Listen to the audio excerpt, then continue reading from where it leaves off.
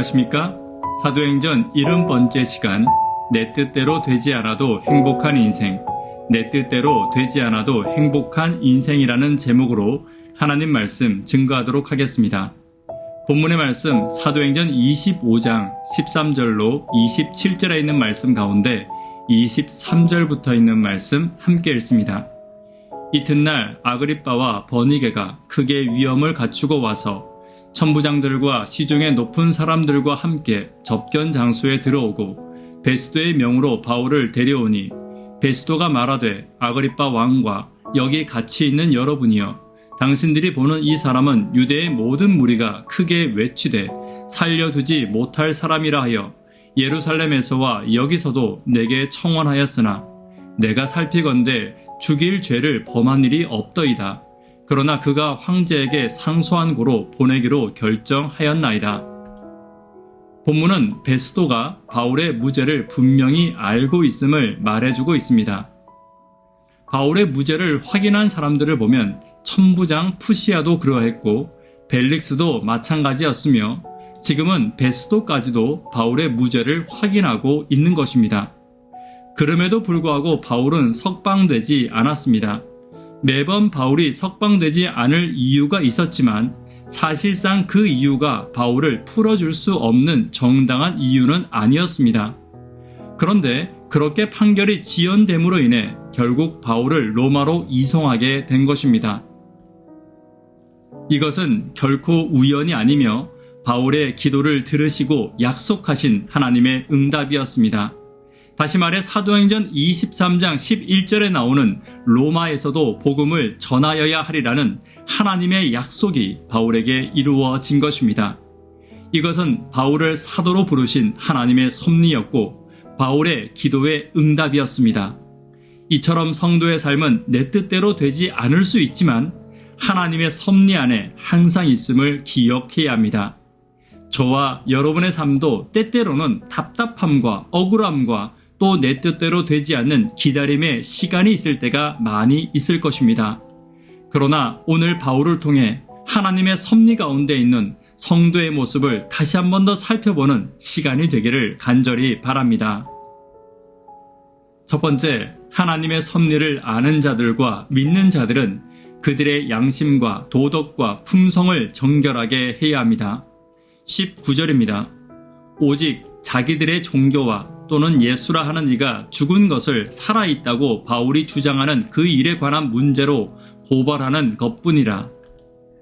바울을 정죄하기 위해 계속된 유대인들의 고소와 악담에도 불구하고 바울을 자세히 조사하면 할수록 바울은 바울을 고소한 유대인들 속에서도 로마 법정에서도 정결함과 거룩함이 더 드러나고 있었습니다. 시간이 지나면서 더 자세히 알면 알수록 바울은 더 아름다운 사람이었던 것입니다.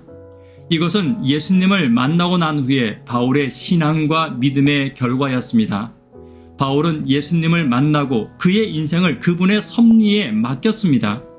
그것으로 바울은 그의 양심을 지킬 수 있었고 억울함과 답답함 가운데서도 하나님께 맡김으로 그의 품성을 지킬 수 있었던 것입니다.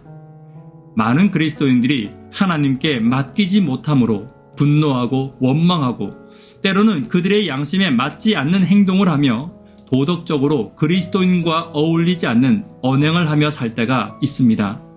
그러나 하나님의 섭리 가운데 맡기는 그리스도인의 삶은 바울과 같이 양심과 도덕과 품성에 정결하며 시간이 지날수록 그들을 알면 알수록 더 아름다운 인생임이 드러나게 되는 것입니다. 오늘 저와 여러분의 삶이 바울과 같이 시간이 지나면 지날수록 더 아름답고 정결한 인생으로 세상과 교회 앞에 드러나는 인생이 되기를 간절히 바랍니다. 두 번째, 하나님의 섭리 가운데 있는 인생, 내 뜻대로 되지 않아도 행복한 인생은 성령을 구하는 인생입니다. 22절입니다. 아그리빠가 베스도에게 이르되 나도 이 사람의 말을 듣고자 하노라. 베스도가 이르되 내일 들으시리라 하더라. 베드로의 보고를 받은 아그리빠 왕은 바울을 만나서 그의 말 듣기를 원했습니다. 즉 바울은 지금 고위 관료들 앞에서 복음을 전할 최고의 기회를 얻게 된 것입니다.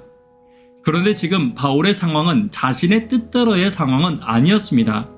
그러나 하나님의 섭리와 뜻 가운데 바울 자신이 있음을 바울은 확신하고 있었던 것입니다. 환경은 자신이 원하는 환경이 아니었고 또 그곳이 복음을 전하기에 결코 쉽지 않은 때와 장소였지만 바울이 언제나 준비된 것은 성령의 지혜를 구하는 지혜였습니다. 고린도전서 2장 4절을 함께 보도록 하겠습니다.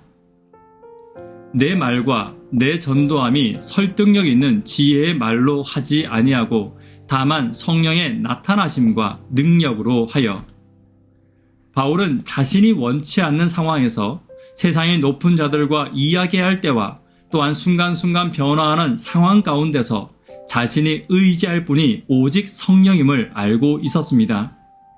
그런데 여기서 많은 그리스도인들이 오해하는 것 중에 하나가 준비하지 않고 말하는 것이 성령께 맡기는 것이라고 생각하는 것을 볼 때가 있습니다.